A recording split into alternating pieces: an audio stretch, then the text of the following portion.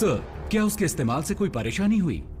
Telepresence interface ने बेहतरीन काम किया है, व्हीकल और रोबोट दोनों मोड में।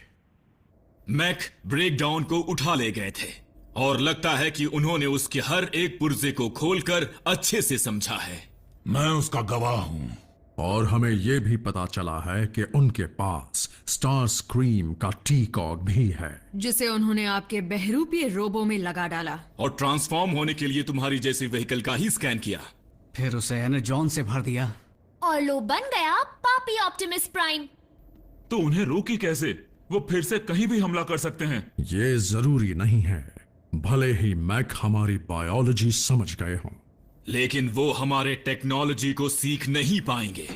बिना ग्राउंड ब्रिज के बहरूपीय प्राइम को कहीं भी पहुंचने के लिए व्हीकल मोड में ही जाना होगा। मुमकिन है कि मैक का बेस दोनों घटना वाली जगहों के करीब ही हो। तो फिर इंतजार किस बात का? चलो चलकर मैक के साइंस प्रोजेक्ट का सत्यानाश कर दें। एजेंट फाउलर, बेहतर होगा कि तुम अपने आप को मैक के रोबोट के सामने लाने का जोखिम ना उठाओ। तो तुम्हारे लिए भी बेहतर होगा कि तुम किसी भी मिलिट्री सोल्जर के सामने जाने का जोखिम ना उठाओ। जब तक जरूरत नहीं पड़ेगी हम व्हीकल मोड से नहीं निकलेंगे एजेंट फाउलर।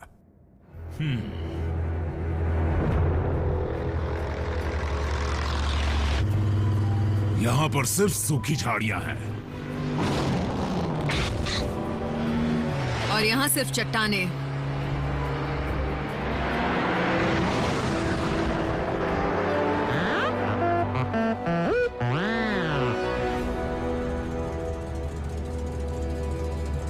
बम्बलबी, बड़ी सावधानी से आगे बढ़ना, चप्पा चप्पा छान मारना। हम तुम्हारे कोऑर्डिनेट्स पर ही मिलेंगे।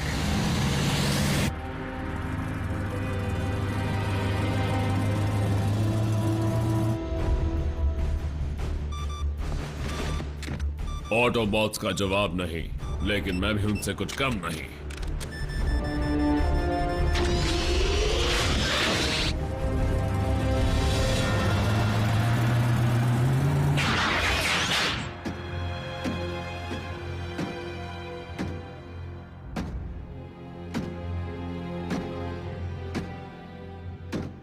बम्बलबे, चौकन्ने रहना। मेरा बहरूपिया कहीं भी हो सकता है। माफ करना, मैं समझा नहीं।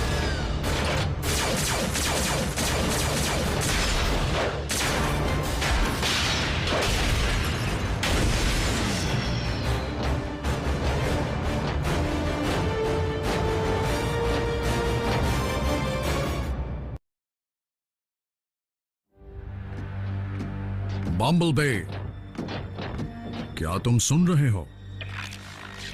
तैयार हो जाएं? और मुझ जैसी दिखने वाली हर चीज से बचकर रहना।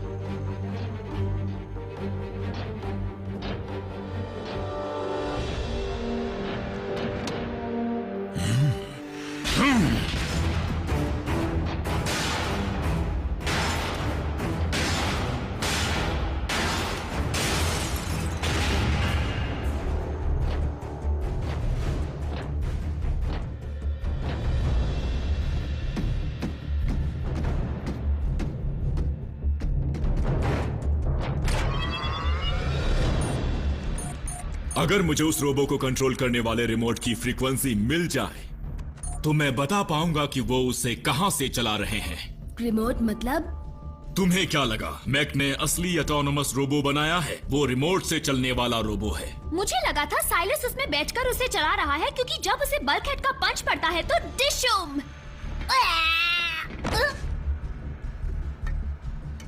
आहा, मुझे फ्रीक्वेंसी मिल गई। तो जल्दी से ब्रिज को खोलो। एजेंट फाउलर, ऑप्टिमस ने तुम्हें इस मामले से दूर रहने को कहा था, याद है? इसी में तुम्हारी भलाई है। देखो रैचेट, मैं किसी भी ऑटोबॉट से लड़ने नहीं जा रहा, लेकिन इस सब के पीछे एक इंसान का हाथ है। और शायद तुम नहीं जानते कि मैं एक हाईली ट्रेन्ड गवर्नमेंट ग्रेड का इंसान हूँ। हाँ, और साइलस ने इन्हें मारने की कोशिश की थी। बदला तो बनता है।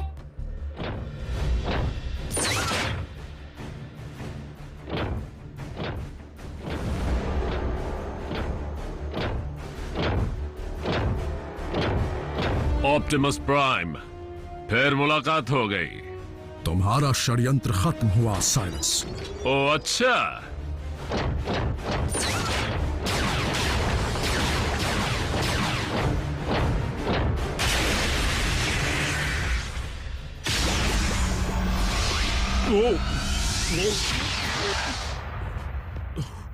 फ्लाइट स्कूल में जो नाश्ता किया था लगता है सब बाहर आ जाएगा।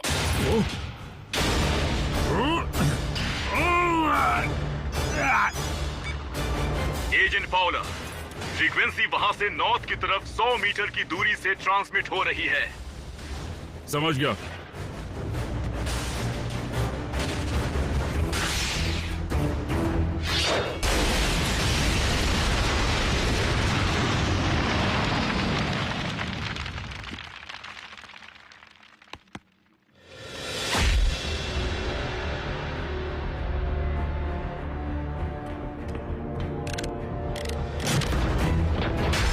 मेरे रोबोट में भी तुम्हारी ही जितनी ताकत, रफ्तार और बारूद है।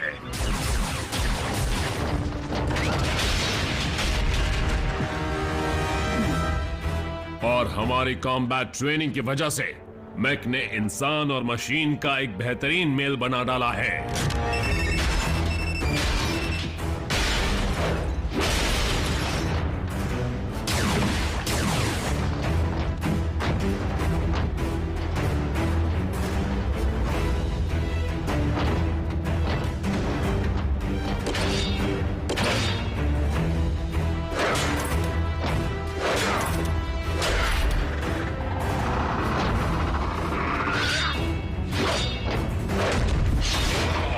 लेकिन तुम में और मुझ में एक अहम फर्क है, मुझे दर्द महसूस नहीं होता। ये तो बस शुरुआत है। सोचो मेरी ट्रांसफॉर्म होने वाली रोबोट्स की फौज कैसी होगी। कोई भी मैक के सामने आवाज उठाने की हिम्मत भी नहीं करेगा। मैं करूंगा साइलस। एजेंट फाउलर, आखिरकार मुलाकात हो ही गई। मैं तुम्हारा ये खेल खत्म करने आया हूं।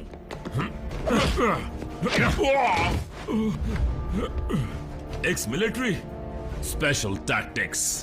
और तुम? Army rangers. लेकिन तुम में अब वो बात नहीं। शेप में नहीं हूं तो क्या हुआ, तुम्हारे लिए काफी है।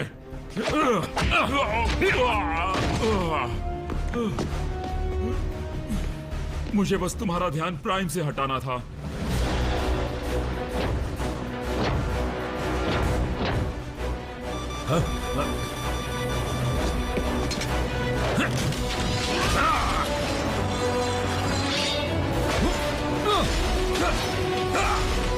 नहीं नहीं नहीं,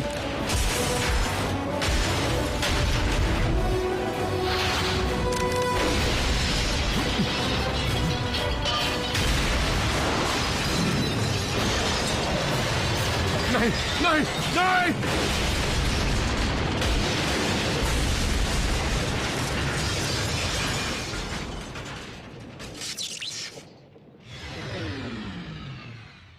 एजेंट फाउलर, मिलिट्री के लोग आ गए हैं। तुम्हें बेस पर लौट जाना चाहिए प्राइम। उन्हें मैं समझा दूंगा।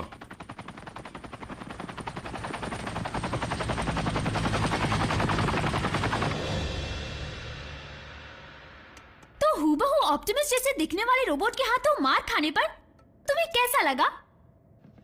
मैं उस मंजर को भुला नहीं सकती। सवाल यह है कि अपने लीडर को खोने के बाद भी मैक अपना अधूरा काम जारी रखेगी या नहीं। एक बुरी खबर है, हमने सारे मलबे को हटाकर पूरी जगह को छान मारा, लेकिन साइलस का नामो निशान तक नहीं मिला। उनके अंदरूनी हिस्सों को बहुत गहरी चोट पहुंची है और उनका इलाज करना नामुमकिन लग रहा है। लेकिन हमारे लीडर की किस्मत अच्छी है कि मैक कभी हार नहीं मानता।